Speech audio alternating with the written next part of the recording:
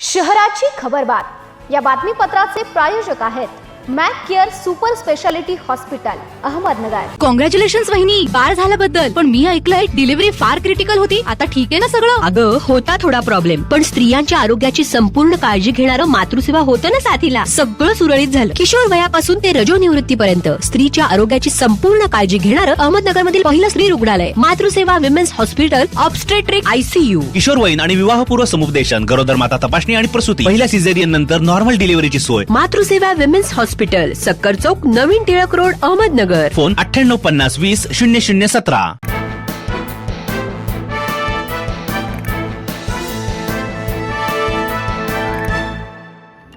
नमस्कार, मी साक्षी, न्यूज 24 सह्याद्रीमध्ये तुमचं स्वागत। पाहूया अहिल्यानगर शहरातील महत्त्वपूर्ण बातम्यांचा आढावा शहराची खबरबातमध्ये।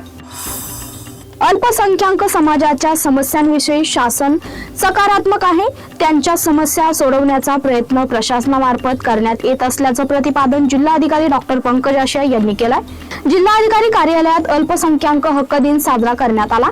त्यानिमित्त आयोजित बैठकीत मार्गदर्शन करताना जिल्हाधिकारी डॉक्टर आशिया बोलत होते।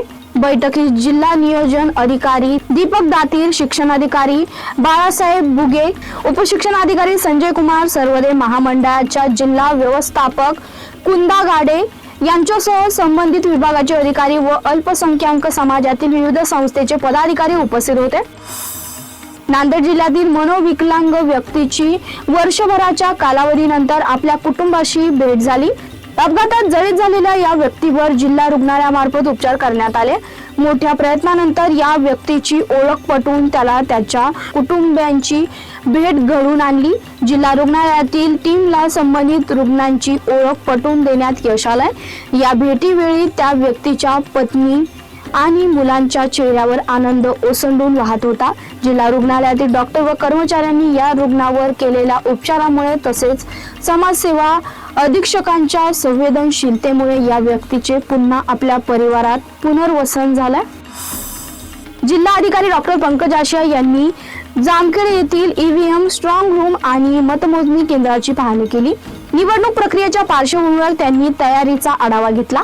निवडणूक आयोगाच्या मार्गदर्शक सूचनांचे तंतोतंत पालन करण्याच्या सूचना त्यांनी यंत्रणेला दिल्या। श्री नागेश्वर सामाजिक सभागृहाला भेट देऊन त्यांनी निवडणूक कर्मचाऱ्यांचे प्रशिक्षण, EVM यंत्राचे वाटप आणि स्वीकृत संदर्भातील नियोजनाची सविस्तर माहिती घेतली। अहिल्यानगर तालुक्यातील इसळक परिसरात पुन्हा एकदा बिबट्याची दहशत पाहायला मिळाली। इसळक येथील पानसंबळ वस्ती परिसरात बिबट्या कुत्र्याचा पाठलाग करत असल्याची घटना CCTV कॅमेऱ्यात कैद झाली। व्हायरल झालेल्या या थरारक व्हिडिओमध्ये बिबट्या वस्तीच्या जवळ कुत्र्याचा पाठलाग करताना स्पष्टपणे दिसत आहे। या घटनेमुळे परिसरातील नागरिकांमध्ये भीतीचं वातावरण पसरलं असून बिबट्याची दहशत कायम असल्याचं ग्रामस्थांनी सांगितलं। नागरिकांच्या सुरक्षिततेचा प्रश्न निर्माण झाल्याने वन विभागाने तत्काळ पिंजरा बसवावा अशी मागणी ग्रामस्थांकडून जोर धरत आहे। दरम्यान नागरिकांनी रात्रीच्या वेळी सावधगिरी बाळगण्याचं आवाहन त्यांनी केलं। निवडणूक आचारसंहिता लागू झाल्यानंतर अहिल्यानगर शहरात प्रशासन पूर्णपणे सतर्क झालं असून कारवाईला वेग आलाय।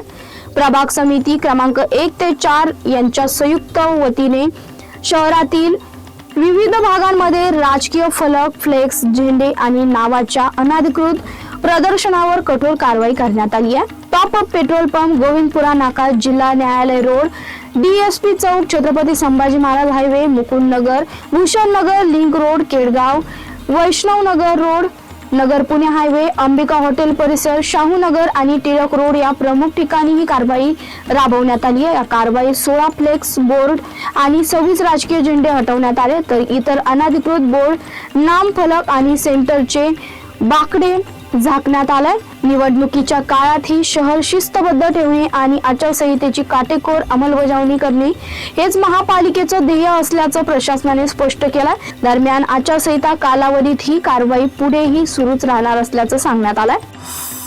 शहराची खबरबातमध्ये इथेच थांबतोय। तुम्ही पाहत राहा न्यूज 24 सह्याद्री।